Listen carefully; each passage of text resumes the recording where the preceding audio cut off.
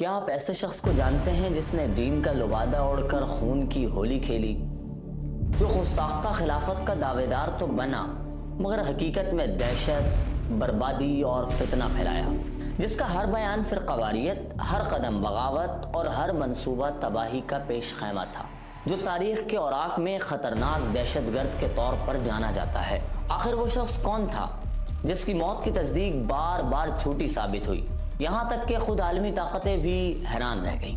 وہ کون تھا جو بظاہر خاموش، محتاط اور غیر نمایاں زندگی گزار رہا تھا، لیکن اندر ہی اندر ایک ایسا منصوبہ بنا رہا تھا جو ہزاروں جانوں کو نگلنے جا رہا تھا؟ وہ کون سا قیدی تھا جس کی رہائی نے نہ صرف ایک نئے دور کی بنیاد رکھی بلکہ دنیا کے نقشے کو بھی لرزا دیا، جس نے خطے کی سیاست، سلامتی اور تاریخ کا رخ ہی بدل دیا؟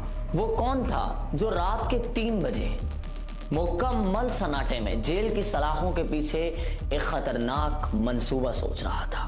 کہانی شروع ہوتی ہے عراق کے شہر سامرا کے ایک عام سے گھر میں جنم لینے والے ایک بچے سے، جو 1971 میں پیدا ہوا۔ اس کے والد کا تعلق زراعت سے تھا۔ ایک نارمل فیملی میں پرورش ہوئی، ایک عام خاندان، عام حالات اور ایک ایسا بچہ جسے کوئی یہ جان کر بھی نہ پہچانتا تھا کہ وہ آگے چل کر کیا بنے گا۔ لیکن کہانی کی خاص بات یہ ہے کہ غیر معمولی لوگ غیر معمولی پس منظر سے نہیں آتے۔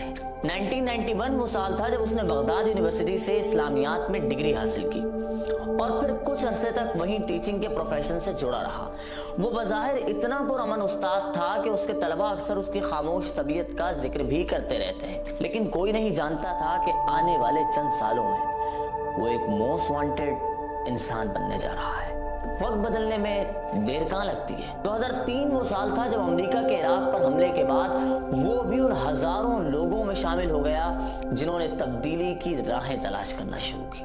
لیکن اس کے راستے عام نہیں تھے، کیونکہ امریکی حملے نے اس کے اندر وہ شعلہ بھڑکا دیا تھا جو اسے ایک شدت پسند بنانے جا رہا تھا، اور وہ آگے چل کر ہزاروں جانوں کو نگلنے جا رہا تھا۔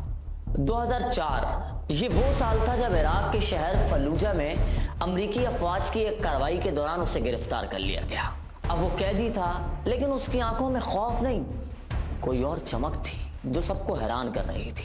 مزید حیران کن بات یہ ہے کہ اسے جس کیمپ میں رکھا گیا وہاں القاعدہ، باس پارٹی اور دیگر جہادی نظریات رکھنے والے کئی خطرناک افراد اکٹھے تھے، جن سے وہ روزانہ ملاقات کرتا، سنتا، سیکھتا، سمجھتا اور خاکے بناتا رہتا۔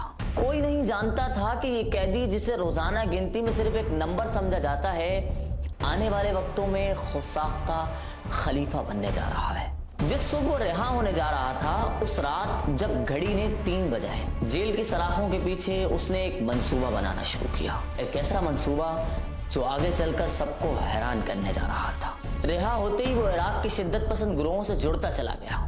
اس نے ISS میں شمولیت اختیار کی، جلد ہی مقامی گروہوں سے بین الاقوامی منصوبوں تک پہنچنے لگا، اور پھر 2010 وہ سال تھا جب اس نے ایسے شخص کی جگہ لی جو کئی سالوں سے خطرناک دہشت گرد کے طور پر جانا جاتا تھا، لیکن اس نے اپنے نظریے کو محض بندوق تک محدود نہ رکھا۔ وہ تو خلافت کا خواب دیکھنے لگا، لیکن یہاں ایک حیران کن موڑ آیا کہ القاعدہ اسے انتہا پسند اور قابو سے باہر قرار دے چکی تھی۔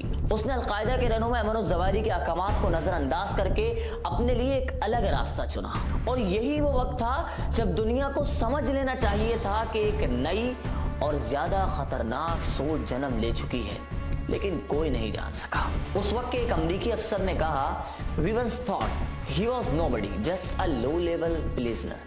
2011 میں شام کی خانہ جنگی نے اسے ایک موقع دیا۔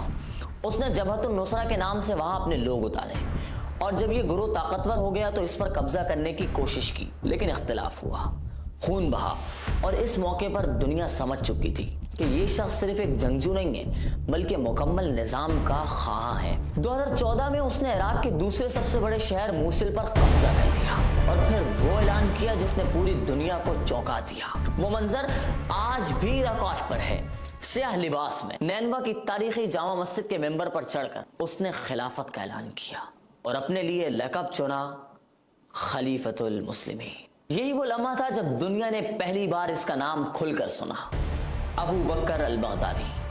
یہاں عراق اور شام کے کئی علاقے اس کے قبضے میں آ چکے تھے، اور دوسری طرف امریکہ، یورپ اور عرب ممالک کے انٹیلیجنس ادارے اس کی تلاش میں سرگردہ تھے۔ اس کی تنظیم داعش نے سوشل میڈیا پر ایسی پروپیگنڈا مہم چلائی کہ ہزاروں نوجوان اس کی خلافت میں شامل ہونے لگے۔ صرف ایک سال میں 30 سے زائد ممالک سے افراد شام و عراق اس کی خلافت میں شامل ہونے کے لیے پہنچنے لگے، جن میں یورپ، ایشیا اور افریقہ سب شامل تھے۔ لیکن طاقت ہمیشہ برقرار کہاں رہتی ہے۔ 2016 سے 2019 تک امریکی افواج نے اس کے ایک ایک ٹھکانے کو ختم کیا۔ سب کچھ ہاتھ سے جاتا رہا، لیکن وہ منظر عام پر نہیں آیا۔ اس کی ہر تصویر، ہر ویڈیو پرانی ہو چکی تھی۔ لوگ سمجھنے لگے شاید وہ مارا جا چکا ہے یا اب بھی کہیں چھپا ہوا ہے۔ اور پھر 2019 میں جب سب مایوس ہو چکے تھے، امریکی اسپیشل فورسز نے خفیہ آپریشن کے دوران شام کے ایک گاؤں میں اس کے زیر زمین کمپاؤنڈ کا پتہ چلایا۔ آپریشن شروع ہوا، اس نے خود کو ہلاک کر دیا اور افسوسناک طور پر 3 بچوں کی جانیں بھی ضائع ہوئیں۔ اس کی موت کا ٹرمپ نے کچھ یوں اعلان کیا: He died like a dog, he died like a coward۔ وہ شخص جس نے جیل سے اپنا سفر شروع کیا، دہشت کے سائے میں خلافت قائم کی، اس کا نام ہے ابو بکر البغدادی۔ ایک ایسا نام جو تاریخ کے سیاہ ترین باب میں ہمیشہ یاد رکھا جائے گا۔